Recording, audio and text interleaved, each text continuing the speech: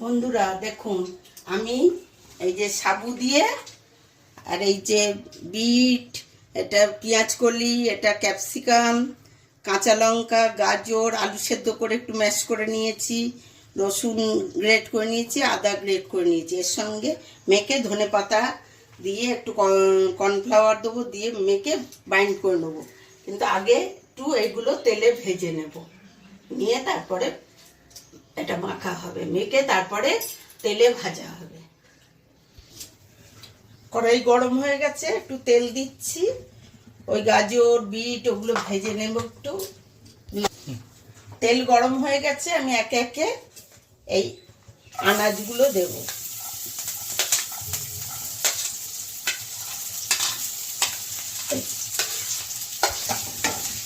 এইগুলো একটু নুন দিলে নরম হয়ে যাবে, একটু নুন দেব।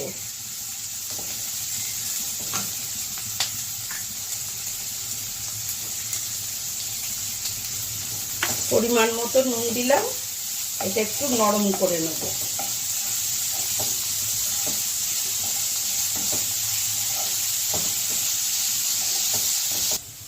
এবারে এটা নরম হয়ে এসছে, এবারে এই আলু ম্যাশ করাটা দেব, দিয়ে এটা এর সঙ্গে আমি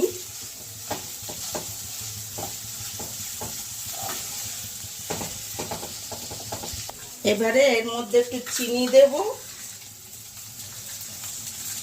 চিনি দিলে একটু স্বাদ আসছে, একটু ভাজা মশলা দেব।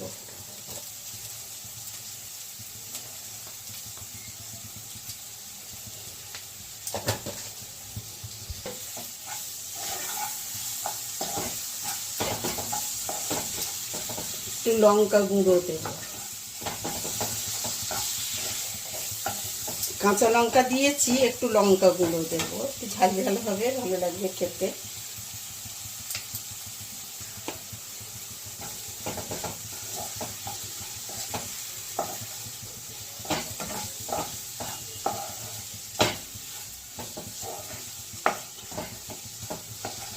আর এই যে সাবুটা আমি ধুয়ে রেখে দিয়েছি, এবারে এর মধ্যে পরিমাণ মতো নুন দেব,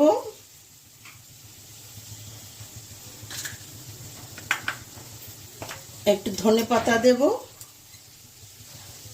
আর ওইগুলো যে ওইটা দেব, দিয়ে এটাকে ভালো করে মেখে নেব। দিয়ে এটাকে আমি মাখবো, তবে বুঝতে পারবো কতটা কর্নফ্লাওয়ার দিতে হবে, একটু মানে গোলা করতে হবে, তো যার জন্য সেটা আমাকে দেখতে হবে। এর মধ্যে আমি ডিম ফেটিয়ে দেবো।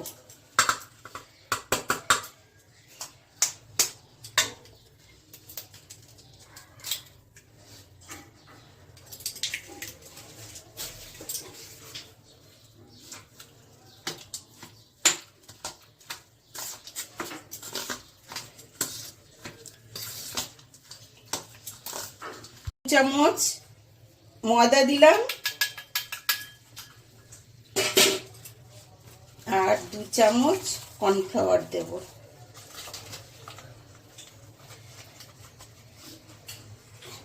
এই যে 1 চামচ, 2 চামচ দিয়ে এটাকে ভালো করে আমি মেখে নেব। চীনাবাদাম ভাজা দিয়েছি এর মধ্যে, গালে পড়বে, বেশ ভালো লাগবে খেতে। এই দেখুন, এবারে এরকম করে নিয়ে অ্যারারুট আর ময়দার মধ্যে একটু কোট করে নিচ্ছি,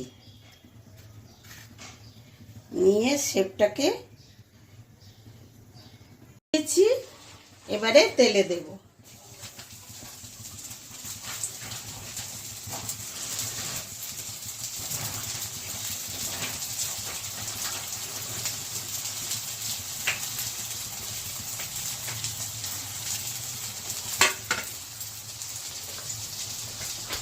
একটা একটা করে উল্টাবো, একটু সাবধানে উল্টাতে হবে, একটু চামচ দিয়ে ধরে উল্টে দিতে। দেখুন এবারে নামাচ্ছি, হয়ে গেছে।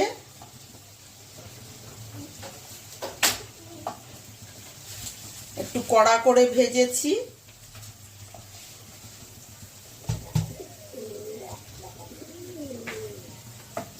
দেখুন বন্ধুরা, এই যে সাবু আর বিট, গাজর, তারপরে পেঁয়াজ কলি আর আদা গ্রেট, রসুন গ্রেট করে এটাকে আলু মাখা দিয়ে একসঙ্গে মেখে এগুলো কোপ্তার মতো করা হয়েছে। দিয়ে এটা চায়ের সঙ্গে খাবেন সন্ধ্যের সময়, ভালো লাগবে। বা এটাকে আপনি আবার সবজি করেও খেতে পারবেন।